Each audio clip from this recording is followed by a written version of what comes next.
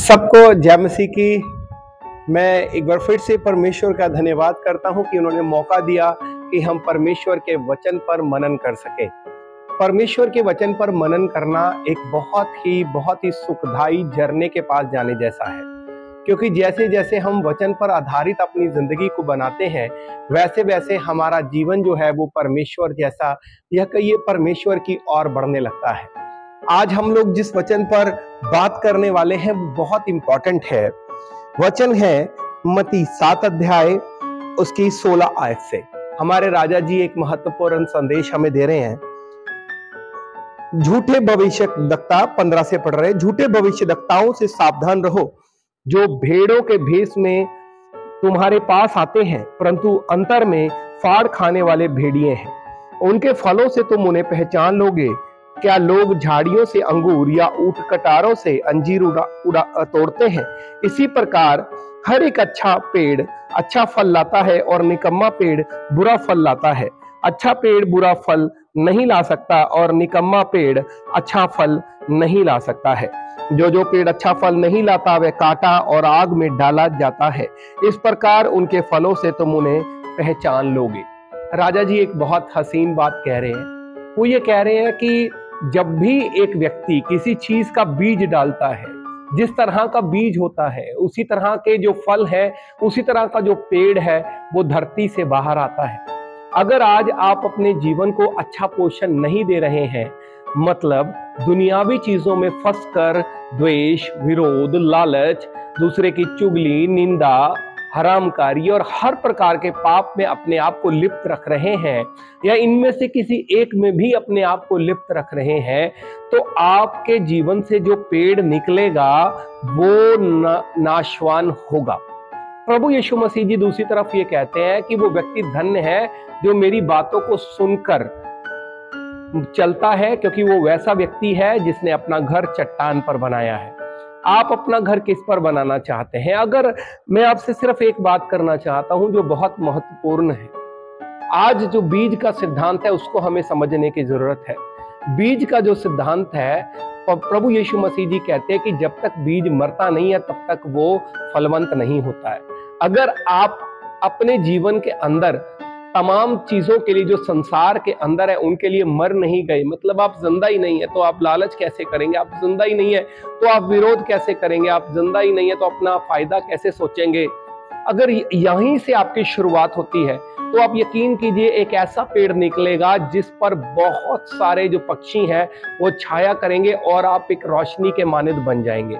लेकिन दूसरी तरफ अगर आप अपने जीवन के अंदर ऊंट कटार यानी ऐसी गंदगी ला रहे हैं जिसकी वजह से आपके जीवन से जो पेड़ निकलेगा, यानी जो आपका जीवन रूपी पेड़ होगा, वो एक गलत दिशा में जाएगा, आपको लेकर जाएगा और आने वाले समय में आपके बच्चे, आपका परिवार बिल्कुल भी नाश होने की कगार पर पहुंच जाएंगे।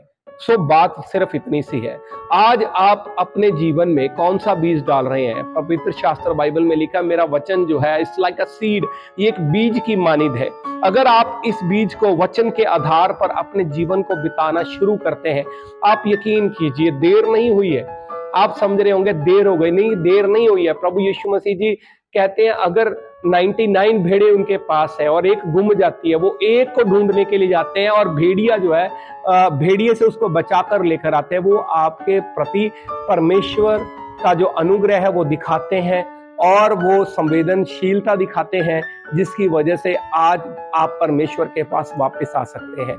अगर आपने अपने जीवन के अंदर किसी भी तरह की कोई ऐसी बात या ऐसा कोई बीज डाल दिया है जिसकी वजह से आप सत्यानाश की तरफ जा रहे हैं, आप अंत की तरफ जा रहे हैं, वापस आ जाइए और परमेश्वर के उस महान आदेश की पालना कीजिए जिसमें लिखा है कि जैसा व्यवहार तुम चाहते हो कि लोग तुम्हारे साथ करें, तुम भी उनके साथ वैसा ही करो। सो ये सिद्धांत है, याद रखिए, बीज का सिद्धांत है। आज याद रखिएगा। सुलेमान राजा ने बुद्धि का मूल जो है उसको समझा, उसको बीज के रूप में इस्तेमाल किया और एक बहुत बड़ा वंश जो है वो खड़ा कर लिया। लेकिन प्रभु यीशु मसीह जी कहते हैं कि यहाँ पर कोई ऐसा है जो सुलेमान से भी बड़ा है, और ये जो ग्रास है जिसको परमेश्वर ने बनाया है, उसने कितने अच्छे कपड़े जो है वो सुलेमान से भी अच्छे कपड़े जो है वो डाले हुए हैं। तो इसका मतलब ये है कि जो महानतम है इस धरती पर, वो महान परमेश्वर है जो बुद्धि को देने वाला है। उन्होंने सुलेमान को भी बुद्धि दी, वो आपको भी बुद्धि दे सकते हैं। क्यों ना हम आज परमेश्वर की समझ के लिए प्रार्थना करें, बुद्धि के लिए प्रार्थना करें, ताकि हम अपने जीवन की तमाम समस्याओं को, तमाम चीजों को एक ऐसा मोड़ दे दें जो परमेश्वर की ओर हो, और परमेश्वर, हमारे अद्वैत जिंदा परमेश्वर की बातें हमारे जीवन में घर कर जाएं। खुदावंद, मैं आपका धन्यवाद करता हूं। आज बहुत सारे लोग जब आपको देख रहे हैं, मैं विश्वास करता हूं कि इनके जीवन से जो भी ऊट कटार है वो आप उनको उखाड़ फेंकेंगे मेरे प्रभु जी। जो भी ऐसी फसल है जो आपकी तरफ से नहीं लगाई गई है, वो आपके अनुग्रह से उखाड़ फेंकी जाएगी मेरे प्रभु जी। मैं विश्वास करता हूं मेरे प्रभु जी, जो जो लोग आपके वचन को आधार बनाकर अपने जीवन में चल रहे हैं, आप उनको बुद्धि का खजाना दे रहे हैं, बुद्धि का स्रोत आपने उनको बना दिया है मेरे पिता परमेश्वर। और जितने भी लोगों ने पिता परमेश्वर बुद्धिमानी से अपने जीवन को बिताना शुरू किया है, आप उनके साथ है, क्योंकि आप बुद्धि के द्वारा इस धरती पर राज्य करते हैं। खुदावंद, मैं आपका धन्यवाद करता हूँ कि आपने हमारी प्रार्थना को सुना और कबूल किया। राजा यीशु जी के पाक और पवित्र जलाली नाम में होकर मांगते हैं, आमीन। सबको जय मसीह की। परमेश्वर आपको आशीष बरकत दे।